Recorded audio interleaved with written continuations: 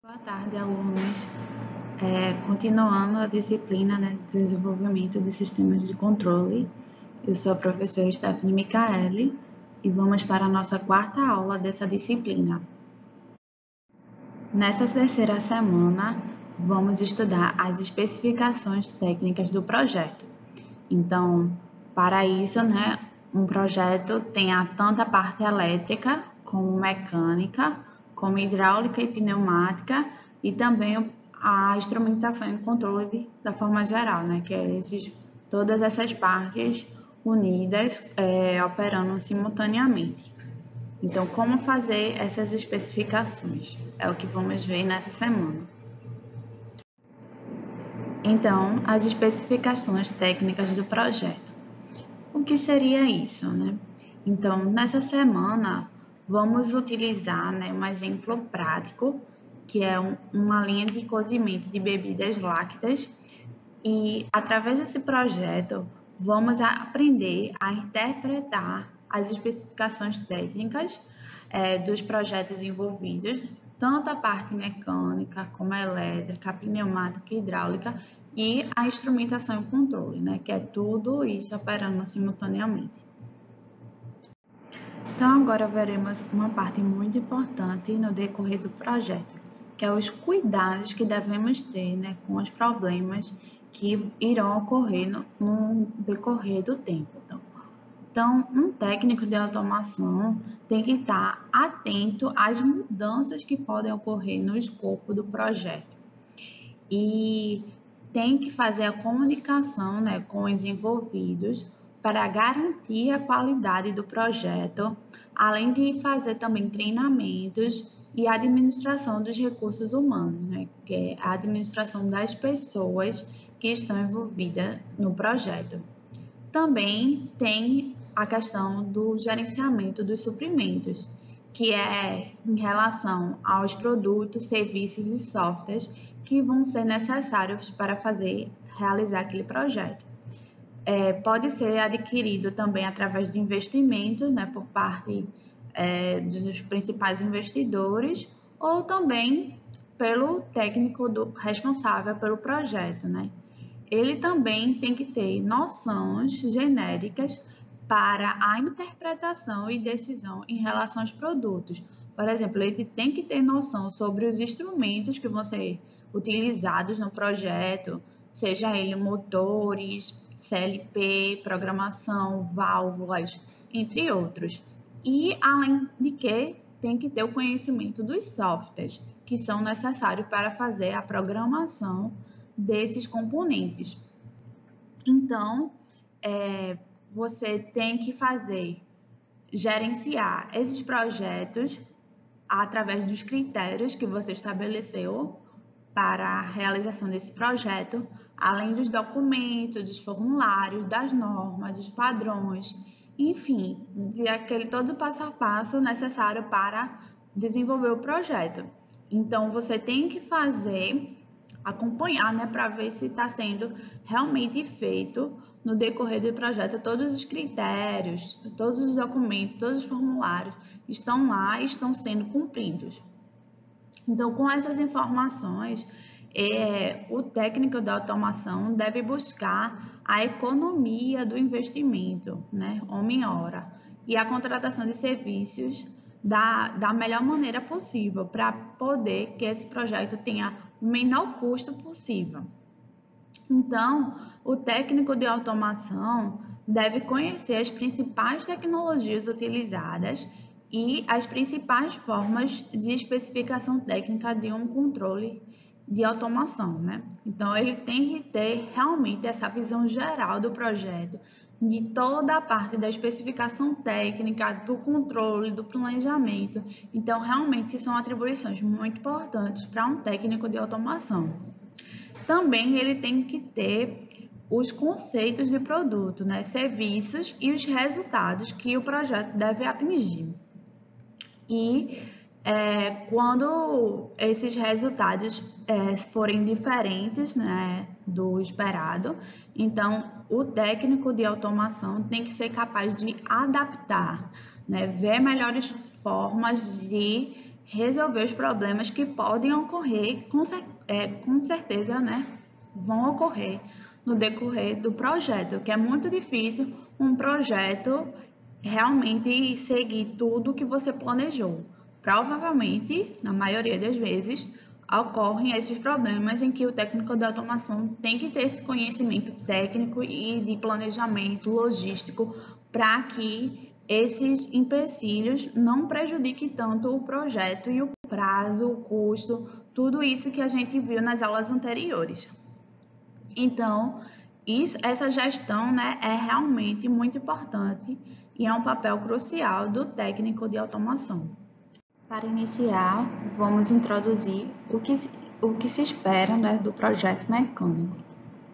Então, no nosso livro-texto, ele fala que os profissionais, né, que desenvolvem esses projetos mecânicos têm que conceber, né, ou seja, receber alguns projetos, ou podem eles mesmos projetar, ou construir, testar, ajustam também e demonstram o funcionamento daqueles protótipos, né, que são necessários para fazer o projeto, para ver se atende os requisitos previamente estabelecidos e gerando também registros necessários, né, para que possa ser aprimorado ou não, ou já está dentro do esperado.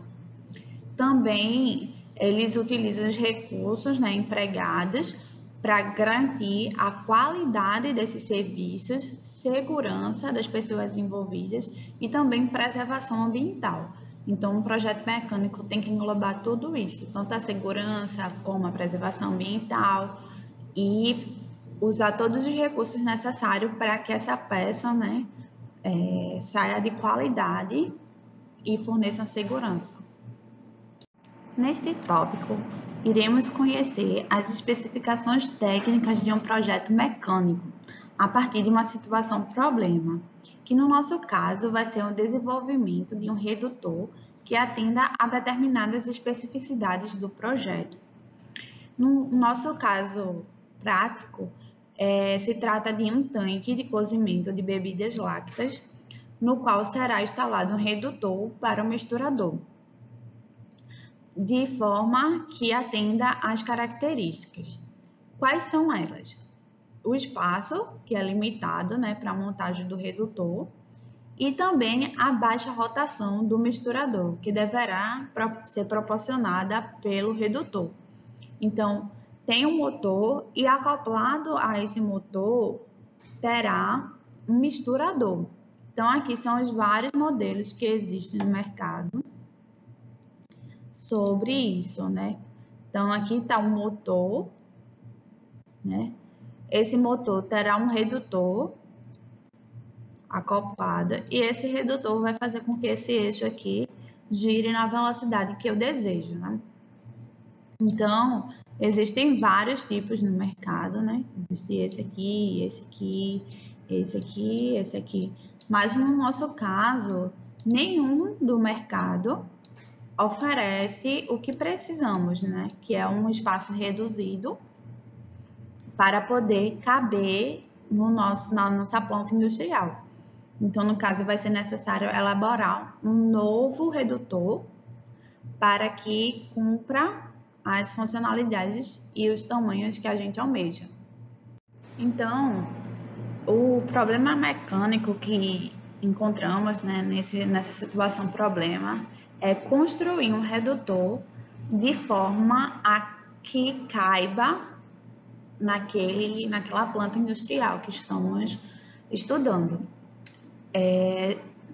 Nessa pesquisa não tinha nenhum redutor no mercado que tem os tamanhos específicos para caber naquele local.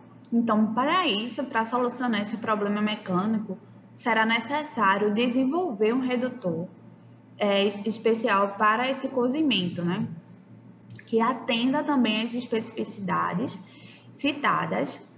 Então, o técnico de automação tem que conhecer todas as etapas do desenvolvimento de um projeto mecânico, que são planejamento, desenho de um produto e documentação, a usinagem do produto, o tratamento superficiais e térmicos, montagem, teste e aprovação do produto em campo. Então, todas essas etapas são necessárias para resolver um problema mecânico. Então, para isso, é necessário fazer o planejamento. Então, nessa etapa, é a primeira etapa, né, de um projeto, é o planejamento dele, e se dá que os técnicos envolvidos nesse projeto devem reunir e realizar o planejamento, ou seja, definir um passo a passo de como vai ser realizado aquela etapa do projeto, que no nosso caso é a etapa mecânica, e determinar as fases do projeto, por meio do gráfico mais conhecido, né, a espinha de peixe, que vocês usaram na cadeira de gestão da manutenção e manutenção. Então, nesse gráfico de espinha de peixe, nesse diagrama, temos tanto as etapas, que será a redução, a rotação, o custo, o torque, a montagem e a dimensão. Então, são esses daí os passos que são necessários para fazer o redutor. Então, na rotação, deve ser especificada conforme a necessidade da mistura do produto final. Ou seja, qual rotação que é necessária para realizar nesse processo, né? Para que eu possa ter a fabricação do leite, né? O custo. O custo do redutor deve estar especificado conforme os recursos financeiros. Então, a gente viu que num projeto tem um custo, né? Disponível e ele tem que estar dentro desse orçamento. O planejamento tem que ter a relação do custo-benefício do produto, né? Então, o redutor tem que ter essa relação de custo-benefício. As dimensões do redutor devem ser limitadas de forma que possa ser ajustado no espaço disponível. Então, vimos que a dimensão que temos lá na nossa planta industrial é menor do que as existentes no mercado. Então, vai ser necessário que faça um redutor de tamanho reduzido, para que possa caber na nossa planta industrial. E a redução, né?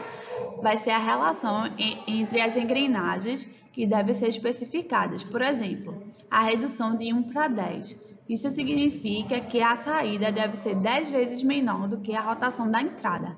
Então, isso aí estabelece a relação de redução em que o redutor vai proporcionar nesse motor. E o torque? O torque é a força do eixo de saída do redutor, que deve ser suficiente para realizar a mistura do produto final. Então, ele tem que ter essa força necessária para poder fazer a mistura do produto final. E, por fim, né, a montagem. Esse redutor deve ser feito entre o eixo do motor e a haste do misturador, para que seja feita a redução da velocidade do motor e faça a mistura da substância. Então, como a gente viu, né, anteriormente, até fiz passo a passo com vocês como é feito no MS Project. Então, também, para fazer o planejamento, a gente coloca lá no MS Project cada etapa que deve ser feita, os custos, a quantidade de dias, para que a gente consiga ser mais fácil esse planejamento e também o acompanhamento, né, durante o projeto. Então, é muito importante fazer também o planejamento do MS Project. No projeto mecânico, também é necessário o desenho do produto e a documentação dele, né? Então, no projeto, depois que o planejamento for concluído, o técnico de automação passa para a etapa de desenho do produto. Então, deve-se fazer um croquis ou um esboço. Você já pode fazer esse croquis em alguma ferramenta computacional, né, AutoCAD, que vocês viram como usar essa ferramenta em Fundamentos da Mecânica, ou pode fazer no papel mesmo um esboço, de acordo com o planejamento e as especificações do projeto que vocês fizeram a análise. Então, aqui é uma imagem tirada do livro do croquis do redutor especial de cozimento. Então, isso aí é uma das primeiras etapas após o planejamento ser feito. Depois de ser realizado o croquis, deve fazer um desenho mais elaborado. Existem várias ferramentas, existe o AutoCAD 3D, mas também existem os softwares mais específicos para modelagem, que é o SolidWorks ou Inventor. Então, você consegue fazer uma imagem 3D desse redutor para que fique melhor na usinagem do mesmo. Nesse nosso exemplo prático, a montagem do equipamento vai ser realizada junto com o tanque de cozimento, né? De acordo com o nosso projeto prático mecânico. Então, essa aqui é a imagem do tanque e o nosso redutor vai estar acoplado a esse tanque junto com o motor, para poder fazer a mistura da substância que está aí dentro do tanque, né?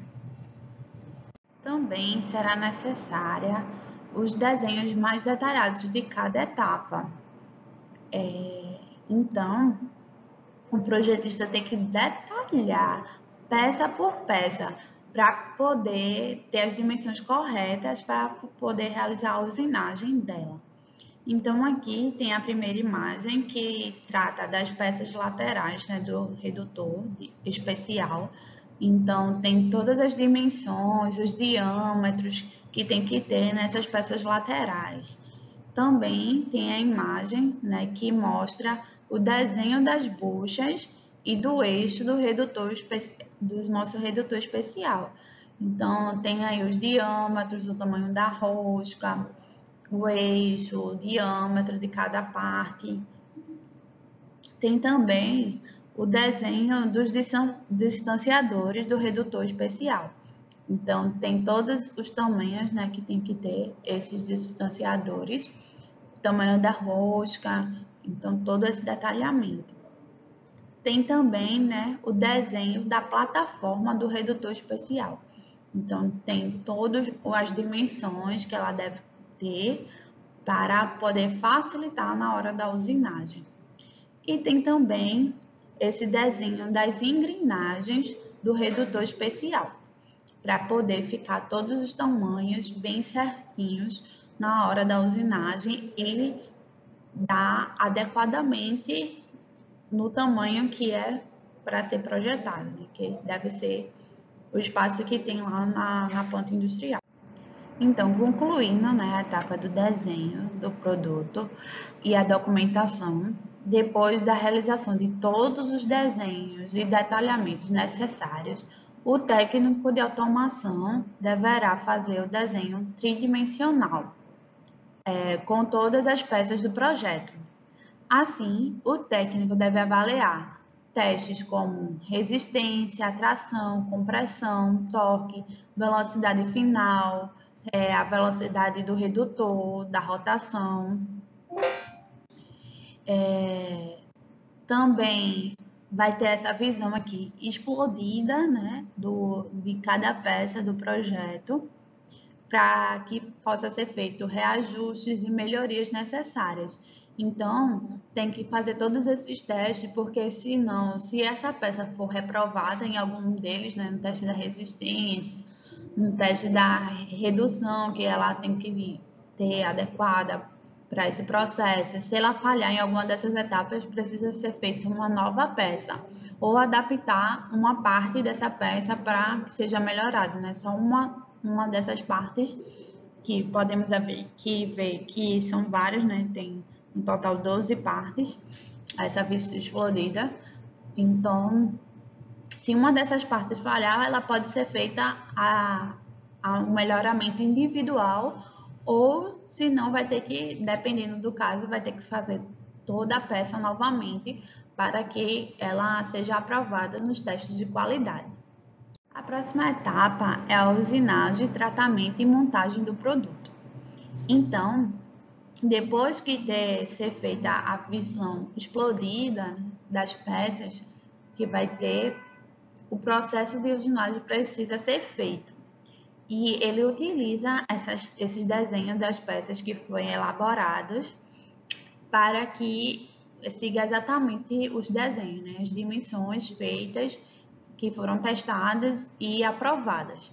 Então, cabe ao técnico de automação passar para o mecânico de usinagem os desenhos necessários para as máquinas realizem as respectivas usinagens, como torna, fresadeira, furadeira, entre outros.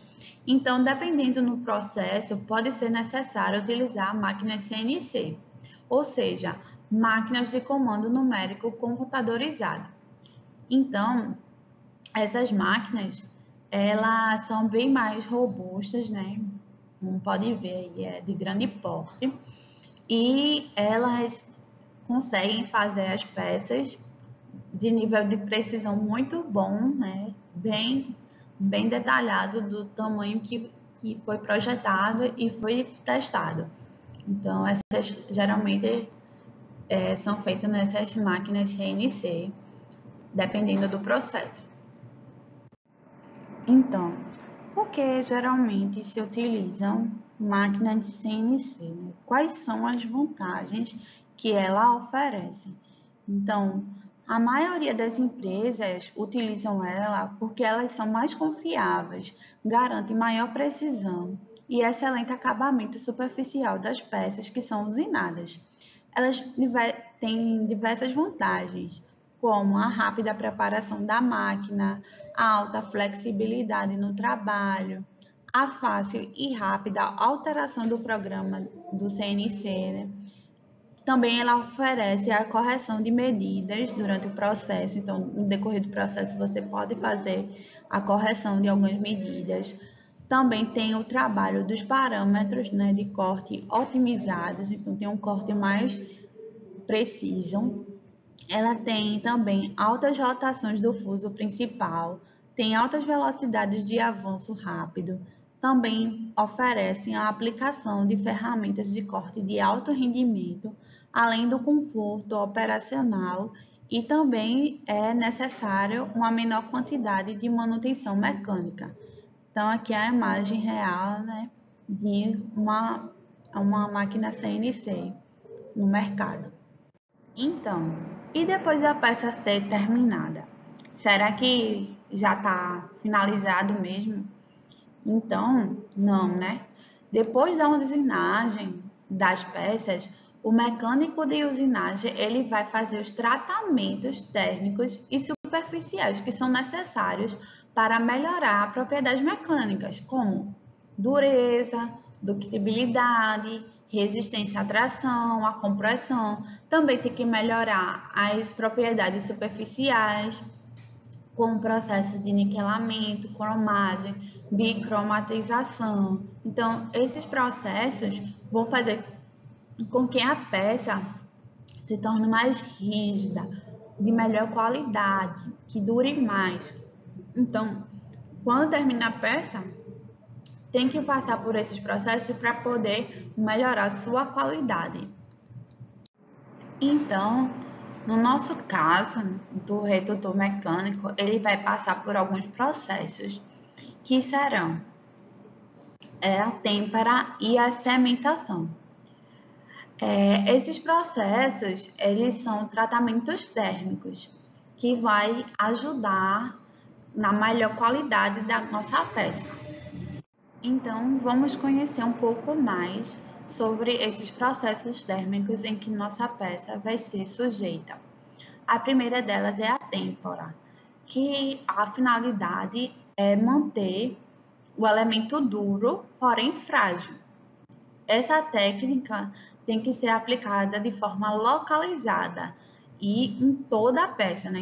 Na totalidade da peça, dependendo da forma do aquecimento, a dureza final é definida pelo teor de carbono. A temperatura em que a propriedade é avaliada depende da capacidade, se é maior ou menor, do aço a adquirir a dureza em relação ao processo de resfriamento, determinando a profundidade e a distribuição da dureza da peça após a têmpera. Então, depois desse processo, ele consegue ser uma peça dura, né, porém frágil. Então, esse processo é o primeiro para melhorar, o primeiro processo térmico para melhorar a qualidade. Depois desse, é feita também a cementação, que é a introdução do carbono ao aço. Esse processo, ele forma uma camada superficial de martensita, tá? de alto carbono. E esse material, né, depois do processo de têmpera, ele resulta em durezas superficiais bem elevadas. E esses ácidos são classificados como ácido para cementação, que possuem um teor de carbono em torno de 0,2. E para isso, né, o núcleo da peça precisa permanecer com a dureza mais baixa do que a superfície, portanto é tenaz. Então esses são os dois processos térmicos principais que serão feitos na nossa peça. Então, depois desse processo térmico, a nossa peça irá passar por tratamentos superficiais. Esses tratamentos melhoram, né, a qualidade do produto.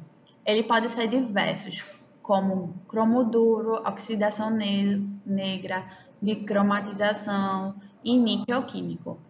Para o nosso exemplo, o técnico de automação escolheu o níquel químico, porque ele possui excelentes propriedades antioxidantes e também tem um ótimo acabamento. Então, isso faz com que a peça se torne de melhor qualidade e melhor duração. Esses processos industriais são muito utilizados. Por quê? Porque apresentam, né, várias vantagens em relação à montagem mecânica, porque esses produtos são fabricados de maneira mais fácil, né, além de que podem ser desmontados e reagrupados em locais remotos, porque muitas vezes eles são feitos são produzidos em locais em que oferecem um melhor custo, né? Que as pessoas é mais barato.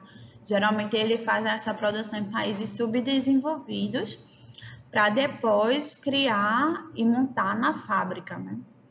Onde tem a principal parte lógica, avançada. E essa parte bruta da fabricação das peças geralmente botam onde a mão de obra é mais barata, em países subdesenvolvidos, e também os custos, né, com o material bruto é mais em conta também. Então, como essas peças são deslocadas de um local para o outro, ela é facilmente desmontada, né, com os conjuntos mecânicos, e esses produtos podem ser facilmente atualizados. Pode, por exemplo, atualizar uma peça ou outra, como ele se desmonta, então é mais fácil atualizar peças isoladas. A última etapa do projeto mecânico é o teste e a aprovação do produto na bancada. Então, depois de ser feita, né, os processos de tratamento térmico e superficial, essas peças feitas têm que ser levadas para uma bancada para que seja possível realizar testes e verificar se o redutor atendeu ou não as especificações dele, né? Se ele realmente foi produzido de qualidade, que está atendendo os critérios que eu estabeleci para que eu possa realmente colocar, após esses testes, colocar no processo. Então, por fim, depois de todos os testes serem feitos, do planejamento, dos desenhos, dos testes, é a hora de finalmente fazer a instalação do produto em campo.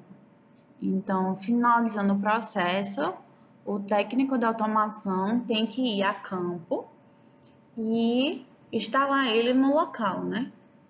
No nosso caso, será num tanque da planta de cozimento de bebidas lácteas, e o técnico de automação tem que ser responsável por fazer a instalação do equipamento. E quando ele estiver instalado, tem que fazer os testes finais, né, de instalação, para ver se realmente está fazendo a redução da forma correta, do planejado, enfim, fazer os ajustes finais para realmente constatar que está tudo certo como foi planejado, né? Ele está cumprindo a funcionalidade dele corretamente. Além do projeto mecânico, é necessário também realizar o projeto elétrico. E no nosso caso prático, será para determinar, né, as características do motor elétrico mais adequado para o tanque de cozimento de bebidas lácteas, que é o nosso caso problema. Então, nessa parte do projeto elétrico, vamos especificar esse motor, quais as características são necessárias para fazer o processo de escolha, né, mais adequada do motor elétrico. No projeto elétrico, um item bem importante é a energia elétrica. Então, todo projeto elétrico é necessário ter a fonte, que é a energia elétrica, para poder fazer a alimentação das máquinas. Então, todo o processo de manufatura, como tanques, fornos, painéis de controle, esteiras, entre outros, ele precisa, né, da energia elétrica para poder funcionar. E um projeto elétrico tem que ter a finalidade de reduzir essas perdas de energia elétrica para aumentar o rendimento e aproveitamento dos processos. Então, como pode ver aqui, uma indústria, né? Essa indústria aqui bem iluminada. Então, dentro dela está acontecendo processos elétricos, né? Motores, esteiras girando.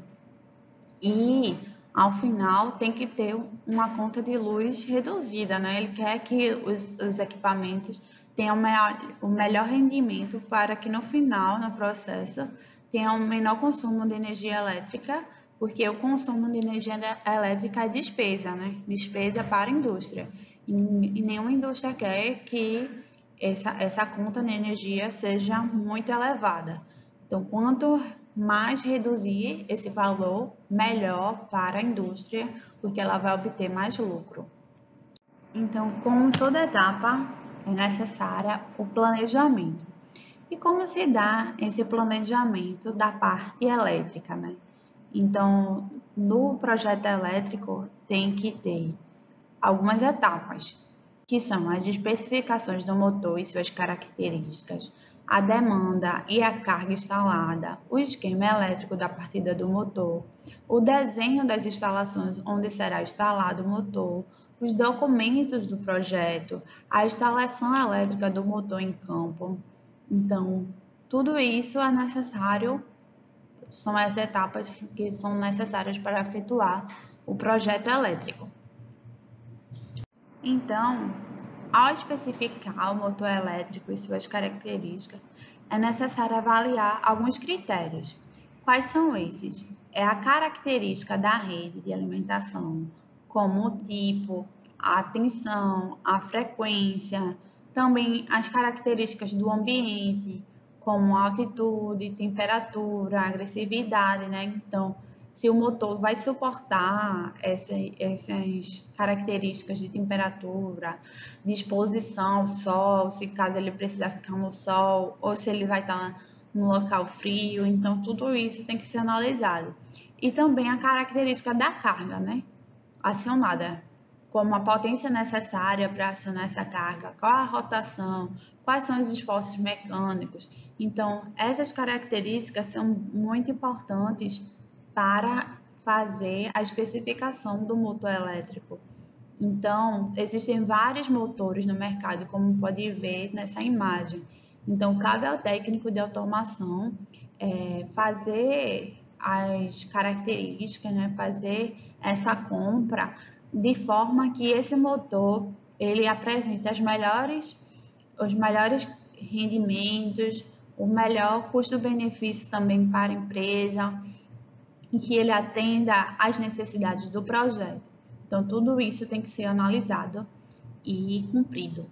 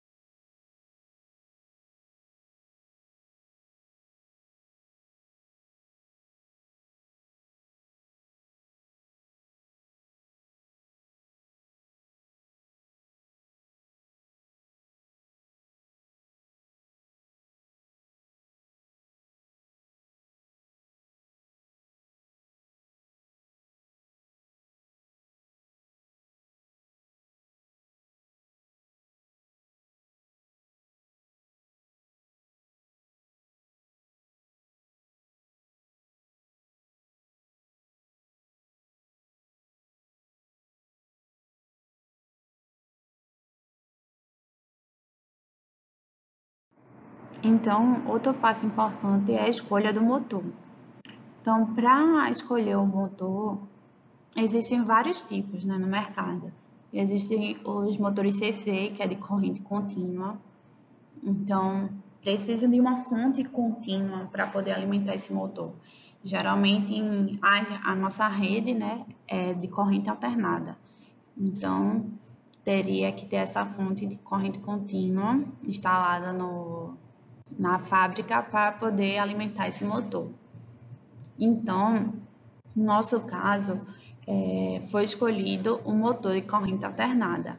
O que motivou essa decisão é que são os motores que são mais utilizados na indústria, né? Por causa do fato que eu falei anteriormente, que a distribuição da energia elétrica é feita normalmente em corrente alternada. Então, não há necessidade de um conversor. Caso eu colocasse um motor de corrente contínua, teria que ter um conversor para transformar de alternado para contínuo. Então, isso ia representar um custo maior. Então, como funciona esse motor de corrente alternada? Então, a corrente alternada, ela vai gerar um campo, esse campo aqui, norte e sul.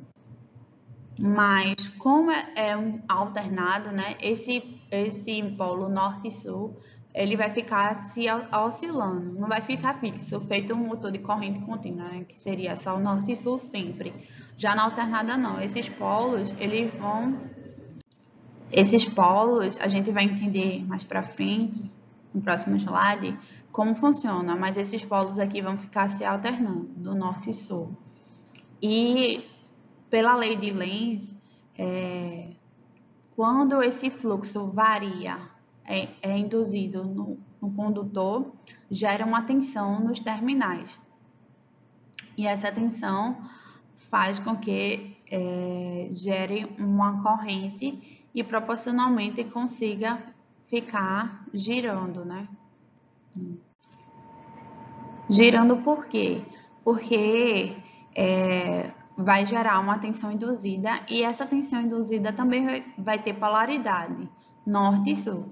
Então, vocês sabem que polos iguais se repelem e polos contrários, por exemplo, norte e sul, se atraem. Então, esse polo induzido nessa espira, por exemplo, se o polo induzido nessa espira for o norte, ele vai ficar querendo ir para o sul, né? Ser alinhado com o sul. E assim vai ficar girando o eixo do motor e assim convertendo a energia elétrica em energia mecânica, né? No eixo do motor. Então, antes a gente vai fazer uma breve revisão sobre circuitos, né? Em relação a tensões trifásicas, tensão entre fases, tensão fase e neutro, que são muito importantes para entender tanto a rede elétrica como as especificações do motor. Então, como eu disse anteriormente, tem uma rede trifásica aqui, o VW ou RST, que alimenta o motor.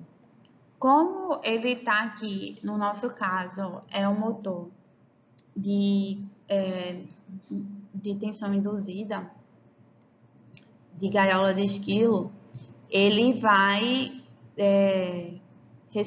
vai ficar nessa polaridade aqui, depois da tensão ser induzida nele, né, devido à variação do fluxo, na polaridade norte e sul.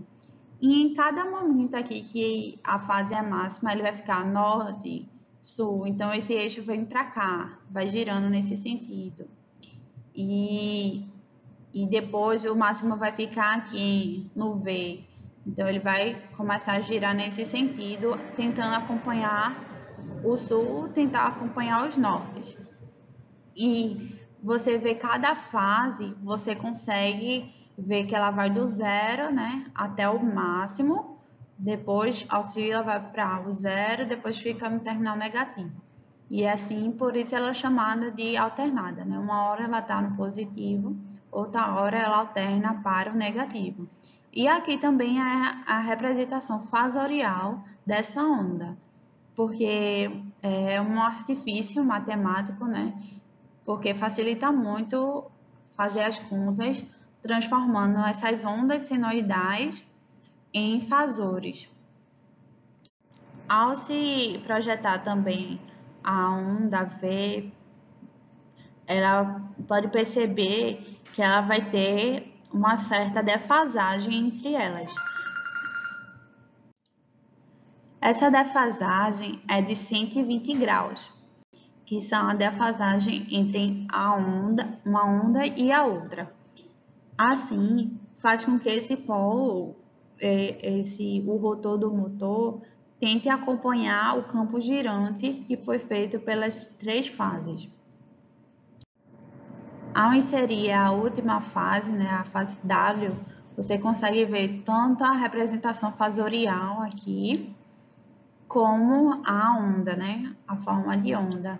Então, você consegue ver que uma está 0, outra está 120 e outra está 240, ou seja, estão defasadas entre elas 120 graus. E assim consegue fazer com que o motor gire. Se você trocar a polaridade, por exemplo, trocar do U para o V, você vai conseguir fazer com que esse rotor gire em outro sentido. Ou seja, se ele estava girando no sentido horário, ele vai girar no sentido anti-horário, devido a essa troca, porque o campo girante vai girar para o sentido oposto ao inicial antes da troca, né? Por isso que é feita a inversão da rotação, né? Em muitos casos, como vocês viram em acionamentos, a partir da reversora, ela utiliza essa troca das fases para poder fazer a reversão do motor. Então, temos aqui a fase a fase B, a fase A, a fase B e a fase C, que são representadas dessa maneira, né? Defasadas o ângulo aqui de 120 graus. Então, cada uma delas tem 120 graus entre si de defasagem. A tensão que surge entre uma fase A e uma fase B, ou da fase B com a fase C, é tensão entre fases, né? Porque você não está pegando fases diferentes e medindo a tensão entre elas. Então, essa tensão vai ser a tensão de fase, chamada também tensão de linha. Já em relação à tensão da fase em relação ao neutro, é chamada tensão de fase. E ela é a tensão entre qualquer uma das fases, né, e o neutro. Então, isso é chamada tensão de fase e neutro. Então, para relacionar a fase de linha, tensão de fase com tensão de linha, a gente utiliza a relação de seno e cosseno, sabendo que esse comprimento aqui é o sobre 2, né, é metade da tensão entre fases, e esse tamanho aqui, né, desse tamanho aqui até aqui, é a própria tensão de fase. É também chamada tensão de fase ou tensão de fase neutro. A tensão entre fases é chamada também tensão de linha. Então, eu sei que o cosseno de 30, o que é o cosseno de 30? Cosseno de 30 é o cateto adjacente, que é o sobre 2, sobre a hipotenusa, que a hipotenusa aqui é o 2, que é a tensão de fase. Então, se eu quero relacionar o com o 2, né? Eu sei que o cosseno de 30 fazendo aqui meio pelos extremos, temos que o cosseno de 30 vezes a tensão de fase, que é o 0, tensão entre fase e neutro, vai ser igual à tensão de linha, que é a tensão entre fases, sobre 2. Sendo que o cosseno de 30 é quanto? É a raiz de 3 sobre 2, que vai ser vezes a tensão de fase vai ser igual a tensão de linha sobre 2. Então, aqui eu posso cortar, né, o 2 com o 2 aqui, ficando essa representação aqui, que tensão de linha é igual a raiz de 3 vezes tensão de fase. Então, assim eu consigo relacionar a tensão de linha com a tensão de fase. Então, quando a gente chama 380, 220, a tensão de 380 é a tensão de linha da nossa rede trifásica. E os 220 é a tensão de fase. Como é que eu relaciono elas? Se eu pegar esses 220 e multiplicar pela raiz de 3, eu vou obter aproximadamente 380 volts. Então, tem que se observar, porque o motor, se ele for 380, 220, eu não posso ligar ele em delta, ou seja, em delta. Aqui, vamos supor, um motor. Isso aqui é a ligação em delta. Se eu aplicar aqui 380, né? E ele suporta, na placa do motor está dizendo 380 e 220, então ele vai queimar, porque quando eu tenho essa relação, o motor suporta no máximo a menor relação, cada bobina, né? Então, essa bobina aqui só suporta 220 volts. E eu estou aplicando 380. Então, eu vou queimar esse motor. Então, essa é uma observação muito importante ao fazer partidas de estrela-triângulo, por exemplo, com motores que tem na placa 380 a 220, em que a nossa alimentação na rede trifásica é de 380. Então, como eu disse anteriormente, raiz de 3 vezes a tensão de fase, que é de 220, dá os 380, né, que é a tensão de linha. Então, 380 vai estar entre a fase A e C, ou entre a fase A e B, e 220 é entre uma delas, né, e o neutro, que vai dar 220.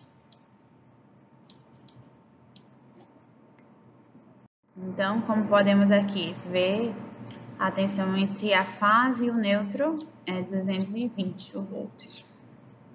Então, quando a gente tem uma rede trifásica, a gente pode fazer o balanceamento das cargas, ou seja, esse motor aqui, ele vai usar as 3 fases. Já esse chuveiro, ele vai precisar só de uma fase do neutro. Então, assim, eu vou balanceando as cargas, né, em cada fase para que nenhuma fase fique mais sobrecarregada que a outra, né? Eu tento ao máximo equilibrar as fases. Tem alguns locais que a rede é 220 e 127, ou seja, a rede trifásica é de 220 e a monofásica, né, a de fase e neutro, é de 127. Então, depende também da sua concessionária local. Nesse caso, multiplicando a tensão de fase 127 vezes raiz de 3, vai dar a tensão de linha de 220. Então, aqui, nesse caso, os 220 vai estar entre as linhas, né? Entre cada fase. Já entre fase neutro, né? Vai ser de 127. Então, agora que a gente já entende mais sobre tensão de linha e tensão de fase, se temos uma rede de 380, então essa tensão de linha é do valor 380. E o motor está ligado em estrela, então significa que cada bobina dele vai ter 220 volts, porque vai dividir essa tensão de linha por raiz de 3. Mas se caso eu for ligar ele em estrela, a tensão de linha tem que ser 220, porque se for maior, né, do que 220, se for, por exemplo, 380, essa bobina vai queimar, né? Como a gente viu anteriormente. Então, existem vários tipos de tensão, né? Que os motores de 6 terminais podem oferecer. Tem 220, 380, tem 380, 660 e tem 440, 760. Ou seja, se eu for ligar estrela triângulo e não mudar a tensão trifásica da rede, eu tenho que usar, só posso fazer a partir de estrela triângulo em motores de 380 a 660. Aí não corre o risco de queimar, porque a tensão que cada bobina suporta é 380. Mas se caso eu fazer estrela triângulo no motor que é 220 e 380 e não mudar a rede para baixar, né, ela para 220, então eu vou queimar esse motor, porque ao ligar em estrela em triângulo, ele vai ser aplicada a bobina 380 e ela não vai suportar, né? Porque ela só suporta 220. Então essa bobina vai queimar e o motor vai queimar e o prejuízo é grande. Então não se pode, ter que ter essas precauções a fazer a ligação dos motores. Então vimos que uma das características, né, da alimentação do motor elétrico é a tensão nominal. Essa tensão é a tensão pela qual o motor foi projetado. Então, a gente viu que tem que ter essa precaução, né? Se for também mudar de ligação, tem que ver se aquele motor suporta aquela tensão que está sendo aplicada nele. Então, como vimos, a tensão de funcionamento é algo muito importante no motor.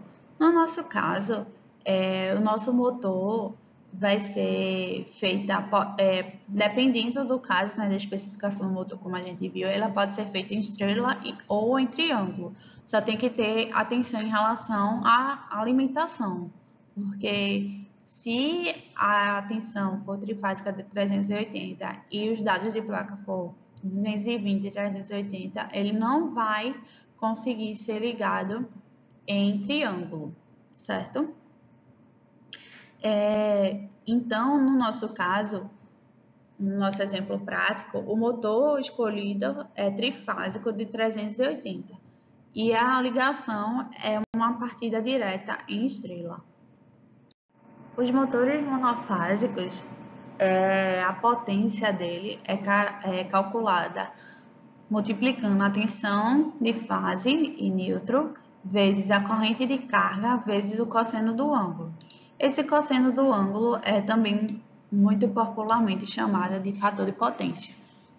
Então, é representado pelo esse cosseno. Já o circuito trifásico é calculado essa potência trifásica pela raiz de 3 vezes a tensão de fase, né, tensão de linha, vezes a corrente da carga, vezes também o fator de potência. Então, eu posso calcular o circuito monofásico dessa forma ou o circuito trifásico dessa forma.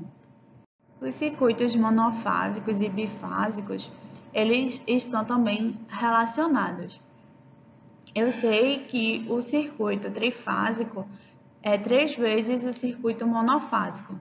Então, eu posso substituir aqui, então, o circuito monofásico por essa fórmula daqui. Então, substituindo fica dessa maneira. E eu sei a relação entre a tensão de fase e a tensão de linha.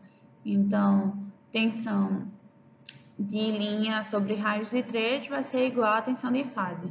Então, eu substituo isso aqui por essa fórmula aqui. Aí, aplicando a radiciação, aqui fica em cima raiz de 3 e aqui raiz de 3 vezes raiz de 3 fica 3. Aí, eu posso cortar esses daqui, né, que vai dar 3 com esse 3 aqui. Então, fica essa relação aqui da potência trifásica, que é raiz de 3, tensão de linha, vezes corrente da carga, vezes o cosseno do ângulo, que é o fator de potência. Então, raiz de 3 vezes a tensão de linha, vezes a corrente, vezes o fator de potência, ele vai calcular a potência fornecida. Sendo que No processo, né, de um motor elétrico, vai ter as perdas no ferro, vai ter perdas no cobre, vai ter perdas mecânicas, vai ter perda por causa da ventilação, né, que geralmente se acopla um ventilador no eixo do motor para poder, ao ele girar, já ir ventilando também. E tem também a potência mecânica que é utilizada, né? Então, tem as perdas, então essa potência fornecida vai, após ser tirada todas essas perdas, vai sobrar a potência que realmente vai ser utilizada pela máquina. Então, pessoal, para calcular a potência elétrica absorvida, a gente tem que pegar os dados de tensão de linha, a corrente e o fator de potência do motor. Assim, a gente calcula que a potência elétrica absorvida da rede vai ser raiz de 3 tensão de linha, corrente, vezes o fator de potência, que é o cosseno do ângulo. E dessa forma a gente consegue calcular a potência. Então, como vimos, a potência mecânica útil é o que realmente é utilizada pelo motor após todas as perdas, né? Então, no nosso motor que estamos trabalhando, vai ser uma carga, ele vai precisar girar, né? Uma carga de 900 kgfm, num comprimento da haste que é de 10 metros. Então, a energia necessária vai ser 900 vezes 10 metros, então fica 9.000 kgfm. Esse motor tem que ser capaz de girar essa carga por aproximadamente 900 segundos. Então, como calculamos a potência necessária? Então, temos a carga de 9.000 dividido pelos 300 segundos, ficando 75 kgfm. Isso aqui equivale a um cavalo-vapor. Então, por isso é que a nossa potência do motor será um cavalo-vapor. Isolando a corrente de carga das equações que a gente viu anteriormente, então, para o circuito monofásico, vai ser a potência dividido pela tensão de fase em neutro vezes o cosseno do ângulo. Já para o circuito trifásico, vai ser a potência trifásica dividido pela raiz de 3 vezes a tensão de linha vezes o cosseno do ângulo. Então, essas duas formas, se for monofásico é a primeira, e se for circuito trifásico é essa segunda opção. Agora, vamos saber identificar a corrente nominal do nosso motor. Então, depois que calcular, você também pode identificar esse valor na própria placa do motor. Então, nosso motor vai ser de 1 CV, da ligação estrela, 380, e a corrente vai ficar 1,68 ampere. Então, se você observar aqui, você tem a tensão, se ele for em delta, e tem a ligação se ele for em Y. A tensão, e aqui é a corrente se ele for em delta, e a corrente se ele for em Y. Então, você pode observar aqui nesses dados para obter a corrente nominal do motor. Outro ponto importante é a corrente da partida. Sabemos quando o motor parte, ele tem que vencer a inércia inicial. Então, a corrente de partida inicialmente é bem mais elevada do que a nominal. É cerca de 6 a 10 vezes o valor da corrente nominal. Essa sigla IP sobre N expressa quantas vezes vai ser a corrente de partida em relação à corrente nominal. Então, você pode observar aqui nos dados de placa que a corrente de partida nesse motor vai ser 7,3 vezes a corrente nominal. Então, vai ser aproximadamente 7,3, né? Arredondando mais, quase 7 vezes, um pouco mais de 7 vezes a corrente nominal será necessária para ter a corrente de partida. E nisso, a gente tem que fazer o dimensionamento dos cabos, né? Porque como inicialmente vai ter esse pico de corrente, se você projetar o cabo para só suportar a corrente nominal, no momento da partida, vai poder aquecer. E se for por muito tempo, né, esse valor pode até ter o aquecimento e até incêndio por causa desse mau dimensionamento do condutor. Outra característica é a inversão da rotação, né? Sabemos que se a gente trocar a ordem das fases, a gente consegue fazer com que o sentido do motor gire no sentido horário ou na troca sentido anti-horário. Então, você tem que ver qual é o que você vai querer, né? Qual o sentido de giro que você almeja para poder fazer a sequência de fases da forma correta. Então, a gente viu que tem um campo magnético girante que vai fazer com que fique uma sequência ABC, né? No sentido anti-horário. Então, se você trocar as fases, ele vai girar no outro sentido. Aí é muito importante também definir essas considerações em relação ao projeto. Outro ponto importante é a velocidade síncrona. Quando tem motores de corrente alternada, ele tem um tipo de motor chamado motor síncrono, que ele vai obedecer essa equação aqui, que é 120 F, onde F é a frequência, sobre P, que é o número de polos, e esse N vai ser dado em RPM, que é rotações por minuto. Então, aqui tem algumas características principais, né? Por exemplo, frequência de 60 Hz, 2 polos, então vai ser 3.600 RPM. Se for 60 Hz, porque nossa rede é sempre 60 Hz, né? Então, sempre vai ser 60 Hz em cima, só vai mudar a quantidade de polos. Então, dependendo da quantidade de polos, vai ter uma maior velocidade ou uma menor velocidade. Observando que quanto mais aumenta os polos, mais vai diminuir o valor da velocidade síncrona. Já os motores de indução, que é o nosso caso que escolhemos, ele tem o escorregamento, que é a diferença da velocidade síncrona e a velocidade da rotação do motor. Esse valor, né, do síncrono menos a velocidade de rotação do motor sobre a rotação síncrona representa o escorregamento daquele motor, que ele vai estar entre 2% e 6%, que é necessário para poder ter tensão induzida no rotor. Então, sempre motores de indução vai ter escorregamento. Então, como vamos determinar a rotação do nosso motor?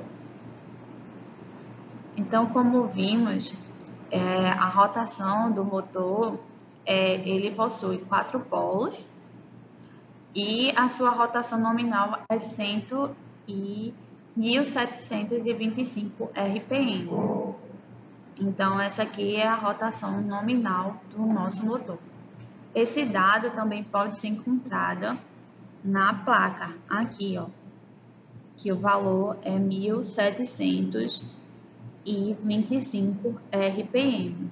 Esse valor é a velocidade nominal do motor, né? Lembrando que a velocidade de escorregamento é sempre um pouquinho maior do que a velocidade nominal de rotação do motor. Outro ponto importante é o atrito e o rendimento. Então, o motor ele tem atrito, né? Por causa da fricção entre as superfícies e a resistência ao movimento. Então, dependendo do motor, o da indução, o motor vai ficar em suspensão em relação ao estator. Então, ele não vai ter atrito entre o rotor e o estator, mas vai ter o atrito no eixo, né? Da força para movimentar a carga. Então, essas forças vão fazer com que ele perca um pouquinho da sua potência, por causa também que é uma perda, né, para o motor também. Então, e o rendimento vai ser a relação entre a potência de saída e a potência de entrada, porque vai ser diferente a potência de saída da potência de entrada, porque vai ter as perdas. E o rendimento vai ser a relação entre a potência de saída com a potência de entrada. Então, os motores elétricos têm um rendimento bem alto em relação aos motores de combustão, porque combustão tem uma perda bem maior do que os motores elétricos. Então, você consegue ver essas informações na placa do motor também ou no manual. Outro dado de placa muito importante é o fator de serviço. Então, quando vocês virem um motor, né, vocês vão ver que tem esse FS, que é o fator de serviço, que é um multiplicador da potência nominal, que indica o quanto a carga pode ser acionada continuamente sobre tensão e frequências nominais, e com limite de elevação de temperatura. Nesse caso, o nosso motor terá um fator de 1,25, ou seja, ele ainda pode operar, né, em regime contínuo, ainda 25% a mais do que a potência nominal. Mas lembrando, né, que o motor é projetado para trabalhar na potência nominal dele. E esse fator de serviço é uma tolerância assim, que dá, mas se você continuar trabalhando com esse motor, sempre com essa 25% a mais, você vai diminuir a vida útil do motor. Então, isso não é bom. Você pode utilizar em emergência, precisar acionar o motor um pouco acima da nominal dele, mas não é indicado fazer isso constantemente, porque reduz a vida útil do motor. Outra coisa importante é o regime de serviço. O regime de serviço, ele serve para que, dependendo da característica do motor, porque tem motores, por exemplo, furadeira, que ela não pode ser operada em regime contínuo, né? Você não pode ficar deixando a furadeira ligada o tempo todo. Então, cada motor tem um regime de serviço. Nesse nosso caso, ele terá S1, que significa regime contínuo, ou seja, ele é projetado para ficar ligado por um bom tempo. Então, cada máquina tem sua característica e dependendo da funcionalidade que você deseja daquela máquina, você vai escolher um regime de serviço diferente, dependendo da situação que você deseja. Outro ponto importante é a classe de isolamento. Essa classe de isolamento, ela faz com que determina, né, a temperatura máxima sem comprometer a vida útil do motor. Então, essa classe é definida em relação às funções construtivas do motor. Elas são padronizadas para cada máquina.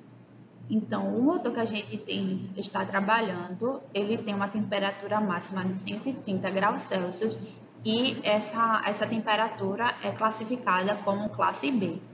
Então, cada temperatura a máxima que o motor vai operar, tem uma classe de isolamento específica. Outro ponto importante é o grau de proteção. Esse grau de proteção, ele é característico, né, daquele equipamento elétrico. E então,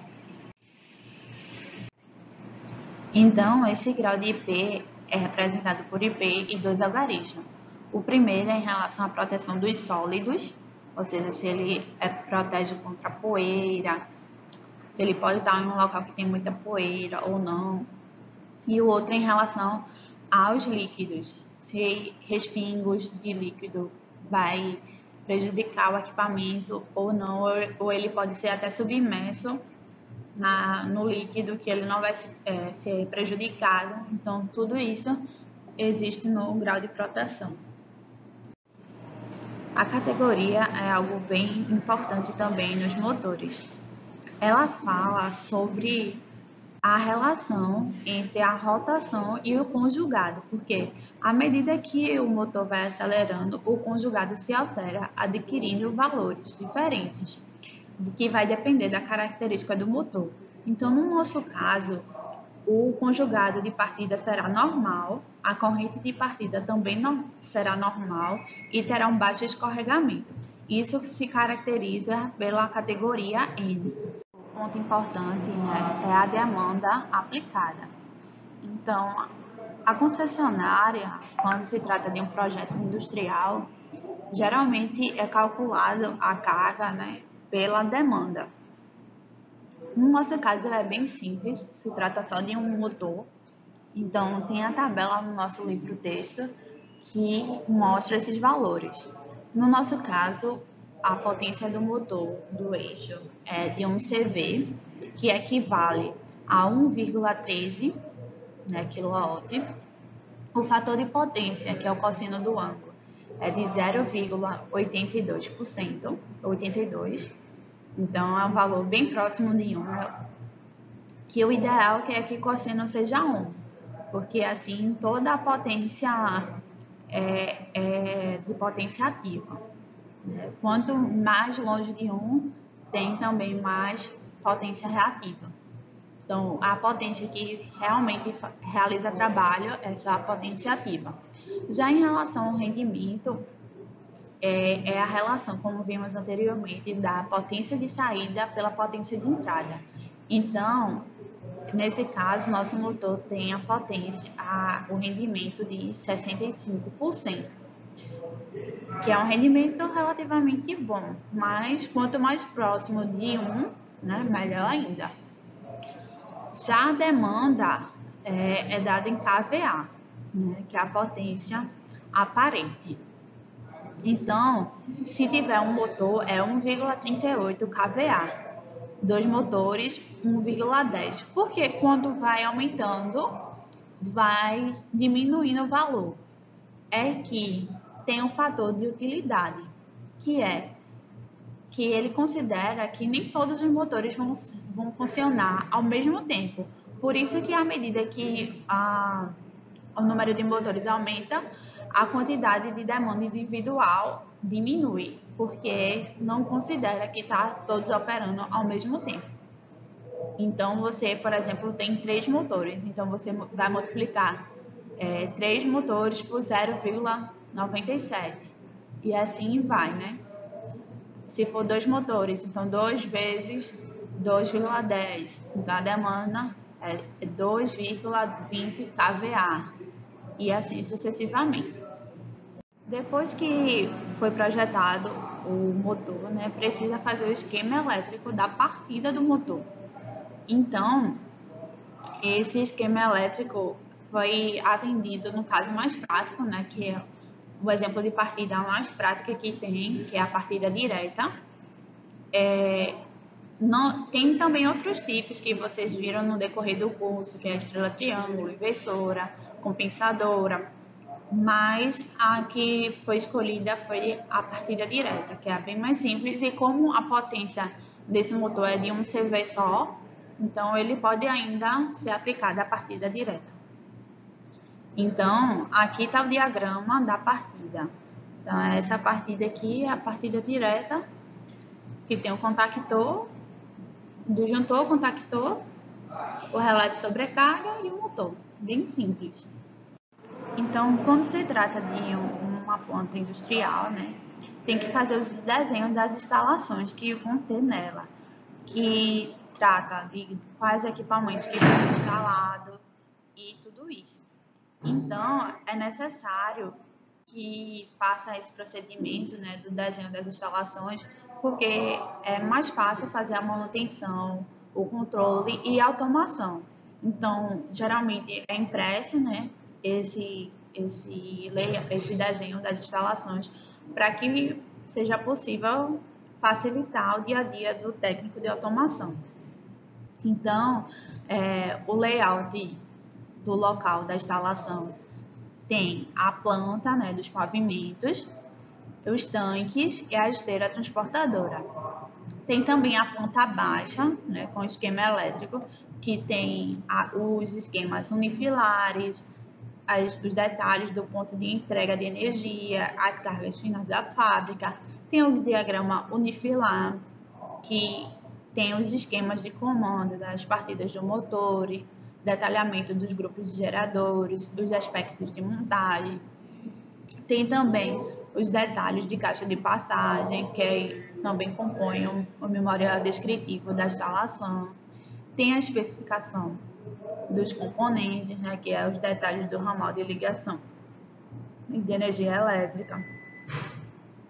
Então, tem também os parâmetros do projeto, que é os detalhes dos acionamentos das máquinas elétricas, pneumáticas e hidráulicas. Tem também o manual do usuário para instalação e manutenção, que é os esquemas de ligação do quadro, os medidores, os barramentos e assim sucessivamente. Então, tem aqui a representação do projeto elétrico. Então, tem o desenho aqui de todos os equipamentos que estão sendo utilizados e onde eles estão sendo posicionados.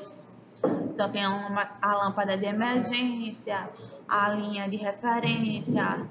Então, tem onde está localizado, né, a numeração de tudo que está sendo localizado.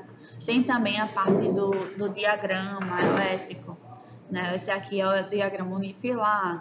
Então, tem aqui dizendo o que é o motor, o transmissor, as resistências, a parte da força, de luz. Uma parte bem importante do projeto é os documentos do projeto. Então, quais são os documentos principais que devem ter? O primeiro é o memorial descritivo, né? Que vai dizer todas as especificações técnicas, os cálculos que foram feitos, a compra do material, qual é o fabricante, quantas peças de cada um foram compradas, vão precisar ser compradas. O outro aspecto é a listagem do material, né? Então, tem que ter essa listagem de todos os materiais que vão ser necessários para a realização do projeto. E, por fim, não menos importante, é a RT, que é a anotação de responsabilidade técnica. Quem é técnico, atualmente, antes era todos no CREA, tanto engenheiro como técnico. Mas hoje, quem é técnico faz no CFT e quem é engenheiro faz no CREA, que agora é dividido o ramo de técnico e o ramo de engenheiro. Então, vamos detalhar agora melhor o memorial descritivo. Então, no memorial descritivo, tem textos, né? Tem as tabelas, tem os esquemas representativos, os termos técnicos compatíveis. Também tem que ter as NBRs, que foram referência para fazer aquele projeto, as normas da concessionária que ele utilizou, todo o documentário técnico, né? Tem que estar nesse memorial descritivo. Também tem a parte do dimensionamento dos componentes do projeto, além de especificar detalhes da execução da obra, o local onde vai ser a obra, quem é o cliente. Então, tudo isso vai estar no memorial descritivo. Então, ele é bem importante para a parte do projeto. E também é feito, né, a anotação da responsabilidade técnica, que é a ART. O que contém na ART? Ele informa a responsabilidade legal da execução do serviço e também tem descrito o que é necessário, se tem a parte elétrica, se é projeto, se é só projeto e execução. Então, no site você vai descrever também o que vai ser feito naquela obra, né? Naquele projeto, para que tanto você se responsabilize por isso, como fique arquivado o que você está fazendo naquela obra perante o órgão regulador. Depois de todos esses procedimentos que realizamos, por fim, tem a instalação elétrica do motor no campo, né? Então, finalizando esse processo, o técnico da automação deverá ir para o campo, colocar um motor, né? Instalar esse motor, fazer a ligação elétrica, as conexões, testar para ver se realmente está funcionando corretamente.